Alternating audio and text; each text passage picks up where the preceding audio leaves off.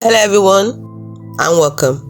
In this video I'm going to walk you through how to disable your active status on the Tumblr mobile app or Tumblr mobile app. Right now, Tumblr doesn't offer a direct setting to completely disable your active status on your mobile app.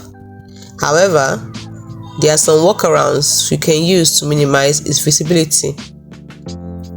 You can do that by 1. Limiting who can see your activity. To do this, open up your Tumblr settings. Then under who can see your activity, choose only people I follow. This will restrict who can see when you were last active. You can also use a private browsing window.